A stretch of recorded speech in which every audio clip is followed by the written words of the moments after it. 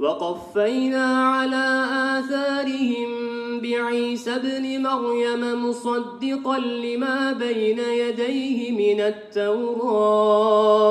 Memorizimin e plotë të Kuranit e përfundoi në moshën 7 vjeçare, duke dëshmuar një dashuri të jashtëzakonshme për fjalën e Zotit. Pjesëmarrja në gara të ndërkombëtare të Kuranit për hafezin nga Turqia ishte nder dhe përgjegjësi e madhe.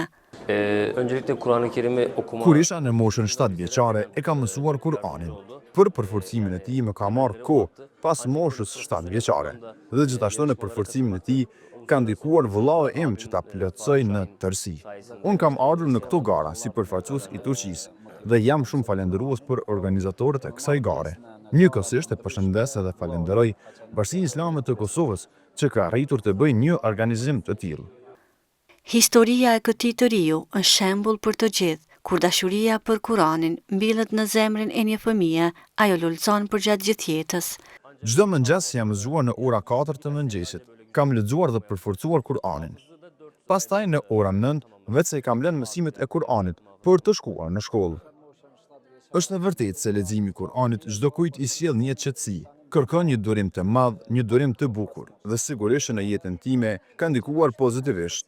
Me përkushtim të palëkundur dhe mbështetje të vazhdueshme familjare, ai arriti këtë sukses, me të cilin krenohet sot. Profesorët hoxhallar më kanë motivuar që ta mësoj Kur'anin, por për të marrë pjesë në gara të ndryshme, vëllau im ka qenë iniciator. Metoda e mësimit ka qenë kështu. Disa herë kam lexuar faqen e pastaj kam filluar të mësoj ajete dal nga dal, pjesë dhe kam arritur ta përfundoj faqen. Synimi i tij është i qartë, të vazhdoj studimet e larta dhe të thelloj gjithnjë më shumë lidhjen e tij me Kuranin, për të bërë jo vetëm një hafez, por edhe një dietar që frymëzon brezat e ardhshëm. Unë tani jam në universitet dhe jam duke i vazhduar 10 kirajetit në Stamboll. Në një akademi në të ardhmen do të vazhdoj studimet e larta. Şöyle okuldayken de teneffüs aralarında boş kalmıyorduk yani. Yine Kur'an'la hemhal oluyorduk.